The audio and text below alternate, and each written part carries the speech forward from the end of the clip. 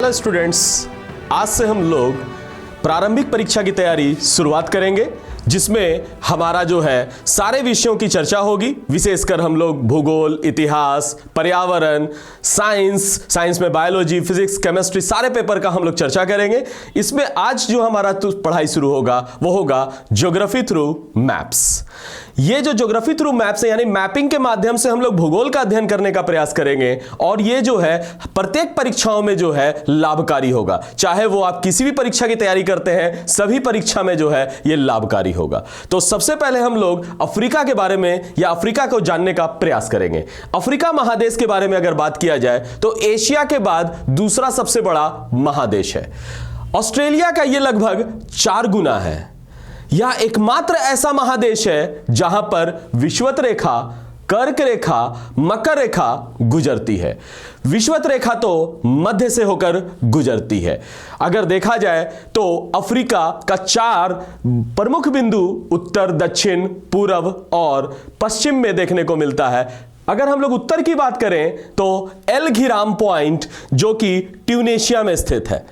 दक्षिण की ओर अगर हम लोग जाते हैं अफ्रीका को, तो केप अगुल्हास साउथ अफ्रीका जो है में स्थित है। पूर्व में अगर आते हैं, हैगुन पॉइंट सोमालिया में स्थित है, और पश्चिम में केप वर्डे एल्मादी पॉइंट जो है वो सेनेगल में स्थित है। तो इस प्रकार हम लोग जो है अफ्रीका के मानचित्र का एक आउटलाइन देखने का प्रयास किए, जिसमें नॉर्थ टू साउथ और ईस्ट टू वेस्ट देखा जा सकता है।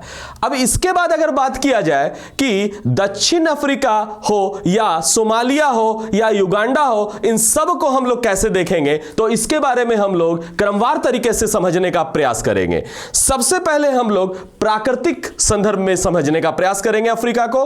प्राकृतिक संदर्भ में अगर देखा जाए तो अफ्रीका का जो है, पहले अगर हम लोग बात किया जाए तो चारों दिशाओं में अगर देखा जाए तो सबसे पहले आप गौर कीजिएगा कि यह महाद्वीप जिब्राल्टर जल संधि से जो है भूमध्य सागर, सुएज नहर, लाल सागर, अरब सागर और यूरेशिया से ये अलग करता है। तो यह महाद्वीप जिब्राल्टर जल संधि, फिर उसके बाद भूमध्य सागर बगल में आपको दिख रहा होगा, सुएज नहर उसके बाद आपको दिख रहा होगा, फिर हम लोग आते हैं तो लाल सागर, अरब सागर, और इस प्रकार से यूरेशिया से ये अलग होता है।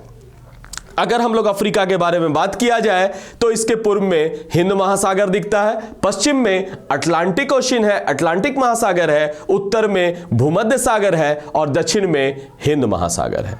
तो इस प्रकार से हम लोग पूरे चौहद्दी को घुमाने का प्रयास करते हैं। सिनाई प्रायद्वीप जो है एशिया में जो है खास करके से संबद्ध है, जिसे हम लोग अब सुएज नहर से निकालकर अलग कर दिया है, और इस प्रकार से अफ्रीका का एक आउटलाइन समझने का प्रयास करते हैं। अब आते हैं अफ्रीका के पर्वत के बारे में चर्चा करते हैं कि अफ्रीका में कौन कौन सा पर्वत जो है महत्वपूर्ण है। तो सबसे पहले अगर बात किया जाए एटलस पर्वत, जैसा कि आप ऊपर में देख रहे होंगे, इसका विस्तार आप मोरक्को, अल्जीरिया, ट्यूनीशिया, इसे पश्चिम द्वीप जो है आप गौर कीजिएगा से अलग करता है। यह अफ्रीका माइनर भी इसे कहा जाता है। लगभग 2000 किलोमीटर यहां पर जो है ये स्थित है। इसके अलावा अहगर पर्वत जो है अल्जीरिया के दक्षिण पूर्व में स्थित है, और इसका कुछ विस्तार लीबिया में भी देखने को मिलता है।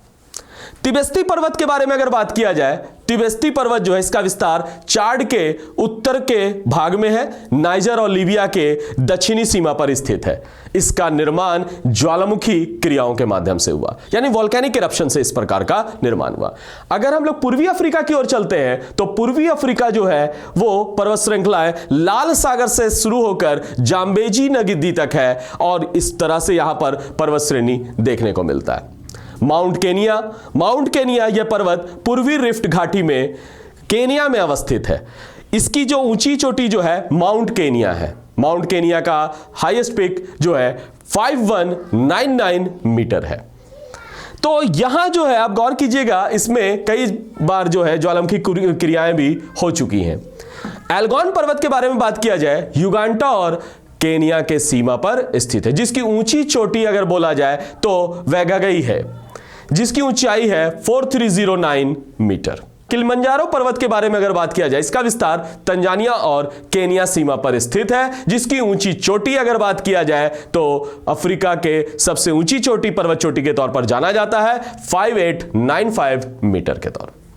मेरू पर्वत, यह आप गौर कर रहे होंगे, देख रहे होंगे, किलिमंजारो के पश्चिम में स्थित है। इसकी ऊंची चोटी जो है 4565 मीटर है। इस प्रकार से अगर हम लोग बात किया जाए तो यह अफ्रीका का पर्वत श्रृंखलाओं को हम लोग एक नजर डाल सकते हैं। झील के बारे में अगर बात किया जाए तो विक्टोरिया झील है, टंगानिका झील है, मलावी झील है, तुर्काना झील है, किबू झील है, रुकवा झील है और एडवर्ड झील है।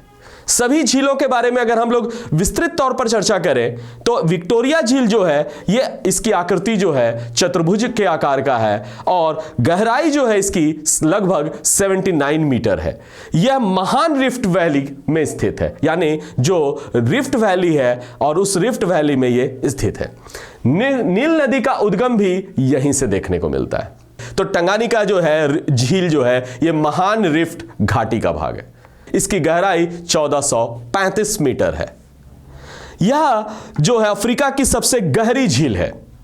इसके बाद मलावी झील के बारे में बात किया जाए तो इसे न्यासा के नाम से जाना जाता है। यह भी महान रिफ्ट घाटी का ही भाग है। यह मलावी में स्थित है और यह जो है एक विस्तृत एरिया में फैला हुआ है।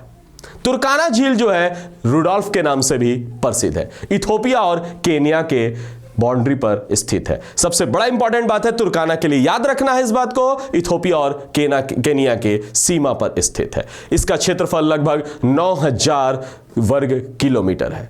यह समुद्र तल से लगभग 375 जो है मीटर ऊंचाई पर स्थित है। यह भी एक जो है रिफ्ट झील है और सबसे बड़ा खास बात है कि इसका दक्षिणी भाग जो है गहरा है।